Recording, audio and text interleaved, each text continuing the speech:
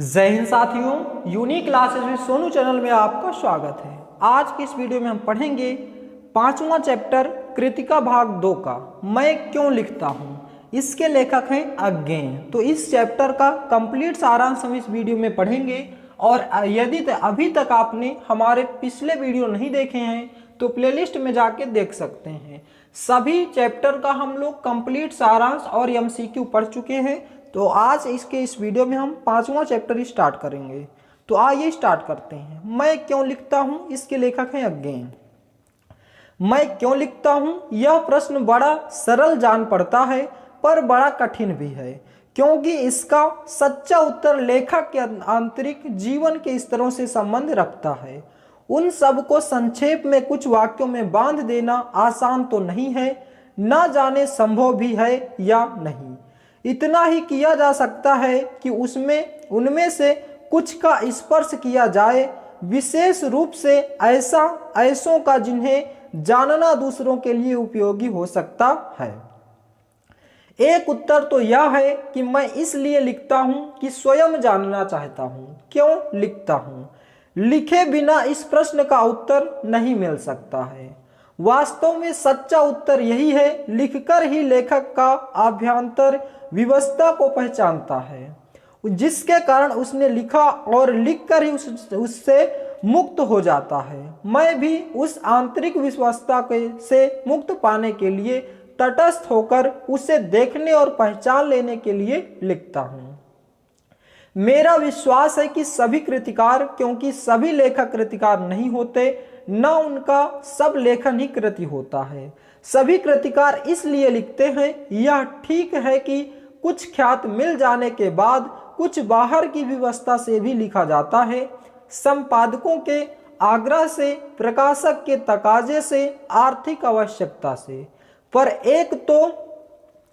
एक तो कृतिकार हमेशा अपने सम्मुख ईमानदारी से यह भेद बनाए रखता है कि कौन सी कृति भीतरी प्रेरणा का फल है, कौन सा लेखन बाहरी दबाव का। दूसरे यह भी होता है कि बाहर का दबाव वास्तव में दबाव नहीं रहता, वह मानो भीतरी उन्मेष का निमित्त बन जाता है। यहाँ पर कृतिकार के स्वभाव और आत्मानुशासन का महत्व बहुत होता है। कुछ ऐसे आलसी जीव होते हैं कि बिना इस बाहरी दबाव के भी लिख नहीं पाते। इसी के सहारे उनके भीतर की व्यवस्था स्पष्ट होती है। यह कुछ वैसा ही है जैसे प्रातःकाल नींद खुल जाने पर कोई बिछौना पर तब तक पड़ा रहे जब तक घड़ी का अलार्म न बज जाए। इस प्रकार वास्तव में कृतिकार बाहर के दबाव के प्रति समर्पित नहीं होता है, उसे केवल एक सहायक यंत्र की तरह काम में लाता है और जिससे भौतिक यथार्थ के साथ उसका संबंध बना रहे।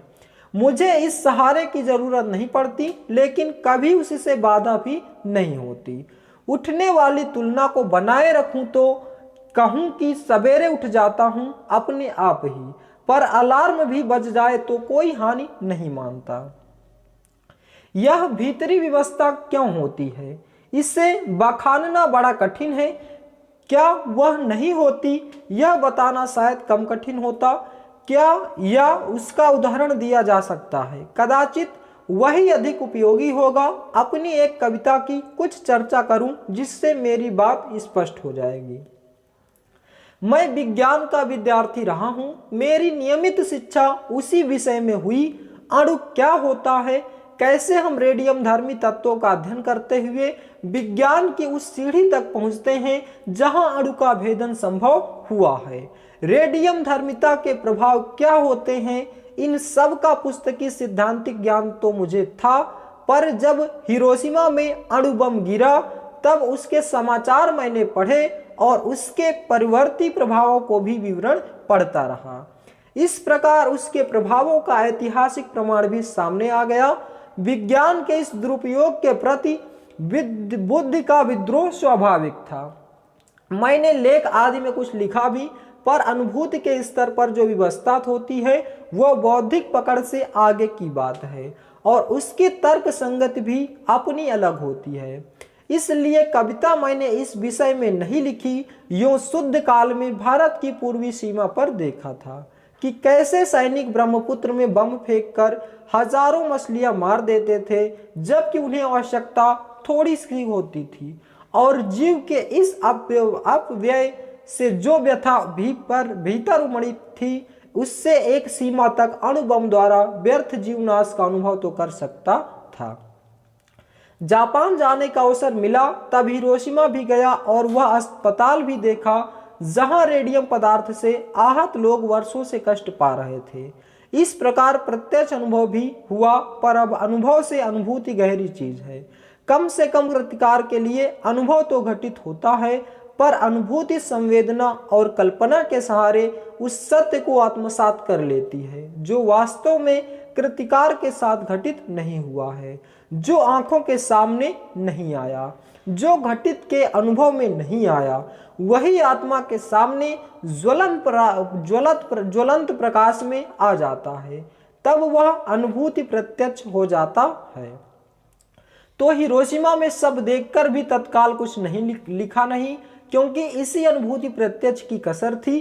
फिर एक दिन वही सड़क पर घूमते हुए देखा कि एक जले हुए पत्थर पर एक लंबी उछली छाया है।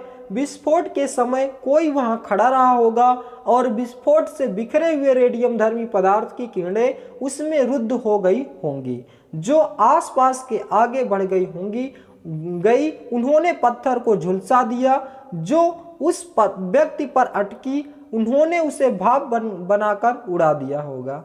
इस प्रकार समूची ट्रेजेडी जैसे पत्थर पर लिखी गई होगी। ये रहा चित्र, आप देख सकते हैं जैसे कि कोई चित्र बना हुआ है इसमें। उस छाया को देखकर जैसे एक थप्पड़ सा लगा, आवाक इतिहास जैसे भीतर कहीं सहसा एक जलते हुए सूर्य सा उगाया और डूब गया। मैं कहूं कि उस क्षण में अणु विस्फोट मेरे अनुभूति प्रत्यक्ष में आ गया। एक अर्थ में मैं स्वयं हिरोशिमा के विस्फोट का भोक्ता बन गया। इसी में वह विवस्था जागी, भीतर के आकुलता वृद्धि के क्षेत्र से बढ़कर संवेदना के क्षेत्र में आ गई। फिर धीरे धीरे मैं उससे अपने को अलग कर सका और अचानक एक दिन मैंने हिरोशिमा पर कविता लिखी। जापान में नहीं, भारत लौटकर रेलगाड़ी में बैठे बैठे यह कविता अच्छी है या बुरी इससे मुझे मतलब नहीं, मेरे निकट वह सच है क्योंकि वह अनुभूति प्रसूत है। यही मेरे निकट का महत्व की बात है। तो दोस्तों, ये था हमारा आज का कंप्लीट चैप्टर, मैं क्यों लिखता हूं, 5वां चैप्टर। यहीं पे हमारा कृतिका भाग 2 का पूरे के पूरे चैप्टर समाप्त हो जाते हैं। अब इसके बाद हम इस बुक के यानी कि चैप्टरों के लेखकों का संक्षिप्त जीवन परिचय पढ़ेंगे और फिर इसके बाद दूसरे पार्ट हिंदी को स्टार्ट करेंगे। तो दोस्तों, आज का वीडियो आपको कैसा लगा, इसका जवाब आप हमें कमेंट बॉक्स में दें। यदि आप हमारे चैनल पे नए हैं तो चैनल को सब्सक्राइब करें, वीडियो को लाइक करें और ज़्यादा से ज़्यादा शेयर करें। वीडियो को लास्ट तक देखने के लिए बहुत बहुत धन्यवाद। मिलते हैं नेक्स्ट वीडियो में। जय हिंद, जय भारत।